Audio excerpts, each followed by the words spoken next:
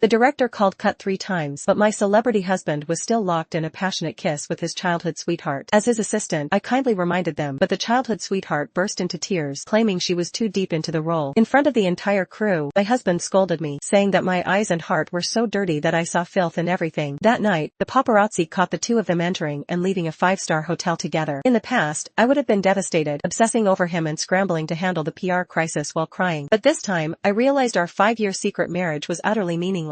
Right after I spoke with a lawyer about the divorce, Jacob walked into the lounge. The lipstick mark from his childhood sweetheart, Agnes. The moment he saw me, the smile on his face instantly vanished, his gaze turning cold, and said harshly, "Sienna, can't you figure out your place? This is a resting room for the leading actors, arranged by the crew. What are you doing here?" I grabbed the thermos from the makeup table and replied indifferently, "Getting my stuff." Jacob had started his day at 5 in the morning. I'd made the meal in the thermos at 3. The weight hadn't changed, so I knew Jacob hadn't touched a bite. Seeing me turn to leave, he frowned in displeasure and said again, "Don't bother making food anymore. It's unpalatable." It wasn't the first time he'd said my cooking was bad. In the past, I would have exploded, questioning him. "Didn't you say you wanted to eat my cooking for a lifetime? Why is it suddenly disgusting now?" But this time, I didn't even bother to argue. I simply said and walked out the door. Jacob called after me, "There's a crew dinner tonight. The director wants me to discuss the script with Agnes." I pretended not to hear the guilt in his voice and coldly replied, "Okay." After closing the door, I threw the thermos into the trash. The last scene had been filmed close to home, so Jacob hadn't stayed at the hotel. He returned home around 1 a.m. Seeing that I wasn't waiting for him in the living room like I usually did, Jacob pushed open the bedroom door and said impatiently, "Sienna, you know I have trouble sleeping. Why didn't you brew my calming tea?" I pulled the blanket over my head and lazily replied, "I ran out of tea leaves last night. If you want some, order takeout." With a loud bang, Jacob slammed the door and went into the study. That was his way of showing he was angry, and in the past, it would have been my cue to spend the night tossing and turning, eventually humbling myself to apologize. But that night, he waited until the next morning and I still hadn't knocked on the study door. The next day, the crew moved filming to a remote mountain outside the city. For once, Jacob allowed me to ride in the van with him. Just as I got into the van, Agnes, wearing a low-cut, backless dress, walked up gracefully and said, "Jacob, do you have any bug spray? I always attract mosquitoes." Seeing me, Agnes changed her tone. "Oh, Sienna, you're here too? Then I'd better take the other car." Before Agnes could finish, Jacob coldly said to me, "Sienna, can't you be sensible? Stop causing trouble. Go sit in the assistant's car." For the first time, I said nothing and got out of the car. Watching my figure retreating into the distance, Jacob furrowed his brows. 5 minutes later, I received a WhatsApp message from Jacob. "Today, Agnes will have a scene where she shows her legs. Don't misunderstand." "Understood," I replied shortly. The typing indicator in the chat window stayed on for several minutes. Without thinking, I exited WhatsApp and turned off my phone. Without Jacob's orders, the scenery along the way became more beautiful. It was already 11 at night by the time filming wrapped up. As we were finishing, the scaffold that the carpenters had set up suddenly collapsed. In a flash, Jacob pushed Agnes out of harm's way and the two of them rolled onto the ground, accidentally locking lips. The staff on set started cheering and clapping and Agnes shyly nestled into Jacob's arms. "Oh no, everyone, don't misunderstand. There's really nothing going on between Jacob and me," she said. Jacob didn't respond or explain, but simply tightened his hold on Agnes. I used all my strength to push away the wooden frame pressing on my calf and pulled out the splinter stuck in my flesh. Limping away from the scene, I found a quiet spot to tend to my wound. When I returned to the filming site, I discovered everyone had already left. The surrounding darkness stretched endlessly, accompanied by the howling of wild animals. I curled my injured body into a ball, gripping a tree branch and hit on a stone beneath a large tree, keeping vigilant all night long. It wasn't until dawn that I shakily began my descent from the mountain. Halfway down, my phone finally got a signal and Jacob called, furiously scolding me, "Sienna, you're really something, huh? Not answering my calls and slacking off. Agnes got bitten by mosquitoes during filming last night. Go to the hospital and get her some medicine." As the most popular actress of the year, Agnes was known for her unpretentious personality, winning her many fans. Everyone knew she didn't hire personal assistants and took care of things herself. But no one knew that Jacob took care of all her personal affairs, delegating tasks to me. When I remained silent, Jacob quickly lost patience and yelled, "Sienna, are you deaf? I'm giving you half an hour. Get back to the set immediately." "I'm on the mountain," I replied. There was a moment of silence on the other end of the line before he spoke again. He finally asked, "You spent the night on the mountain? Alone?" Surveying my surroundings, I still felt as if a pair of crimson animal eyes were watching me from behind a tree, waiting to pounce. The tension in my mind snapped and tears of delayed fear welled up in my eyes. Jacob's tone softened. "Stay where you are. I'll come get you. It'll take about an hour." The sun blazed above me and hour after hour passed. Still, Jacob never came. Dragging my broken body, I made my way back to the set on my own. When Jacob entered the tent, I had just finished a phone call with a new assistant candidate for an interview. His eyes scanned my phone with cold suspicion and he asked in a deep voice, "Sienna, who were you talking to?" "Someone I don't know," I replied flatly. Jacob naturally thought this call was a scam call from a stranger. He didn't ask any further questions and I didn't explain. "I figured you'd be hungry, so I brought you some food," he said, tossing a takeout box heavily onto the camping table. The corner of the takeout box, filled with leftover food scraps, peeked out and a sour stench wafted from it. Quickly collecting the box, Jacob cleared his throat and said, There were a lot of people ordering takeout. They must have grabbed the wrong one. With the kind of people who dined at the same table as a famous actor like Jacob, how could anyone possibly take the wrong box? I lay back on the bed, turning my body to the side. I said coldly, "It's fine. My delivery should be arriving soon anyway." Hearing this, Jacob's expression darkened and he said in a low voice, "Why didn't you tell me you were ordering takeout?" "Sienna, I've told you many times, there's nothing going on between Agnes and me. Everything is just for the show, for the sake of creating an on-screen chemistry. I don't understand why you're making such a fuss. Why are you so petty?" Facing the man's explanation, I responded coldly, "I'm not making a fuss." Though I was telling the truth, it only fueled Jacob's anger. He threw the takeout box into the trash and said with a sharp tone, "Then why didn't you bring Agnes the medicine? Didn't I tell you it's inconvenient for me to go to the hospital with my public image? It's just a small matter of buying medicine." "Sienna, is this really necessary?" Buying medicine was indeed a small thing, but what about doing laundry and cooking? Agnes claimed she had a germ phobia, insisting all her clothes be hand-washed. So, even when we were filming in the freezing northern winter, with temperatures below -10 degrees, Jacob ordered me to bear the pain of frostbite and hand-wash Agnes's clothes. I remember once when my frostbite was so severe that it bled and stained Agnes's clothes. Upon seeing it, Jacob kicked me out of the hotel, forcing me to wash Agnes's clothes outside in the snow while wearing nothing but a thin nightgown. All because Agnes had casually said, "Jacob, I heard from my relatives that snow can cure frostbite." In Jacob's eyes, I had always been an obedient servant, following his every command without question. But after 5 years of being a servant, I was tired of it. I pulled the blanket over my head and said coldly, "I'm not feeling well. I don't want to go." The space on the other side of the blanket remained quiet for a long time before Jacob stormed out in anger. That night, Jacob and Agnes shot to the top of the trending searches. In the video, Jacob was carrying Agnes in a princess hold, rushing into the hospital, shouting for an emergency. The comments section was filled with praise. "Wow, is this Jacob Levine, the actor, making things official? Oh my gosh, a Princess Carrie. I'm so jealous. If someone tried to lift me at my weight, they'd throw out their back. Isn't anyone concerned about what happened to Agnes? Why did she need to go to the ER? I'm from the crew." Agnes said her forehead felt a bit hot and wanted to find a thermometer. As soon as Jacob heard, he carried her off the lounge chair and drove her to the hospital himself. I knew I was shipping the right couple. I'm so into this. As I scrolled through the comments, Jacob called me. Before I could even speak, he hurriedly explained, "Sienna, I took Agnes to the hospital because she said she had a fever. I was just worried her fever would affect the filming schedule. Nothing more. Please don't misunderstand the trending searches. There's really nothing between me and Agnes." "Okay," I replied. My genuine response left Jacob speechless for half a minute. "What did you say?" he asked. I answered, "It's all for the new drama's promotion." "I understand. Don't worry, I'll handle the reporters."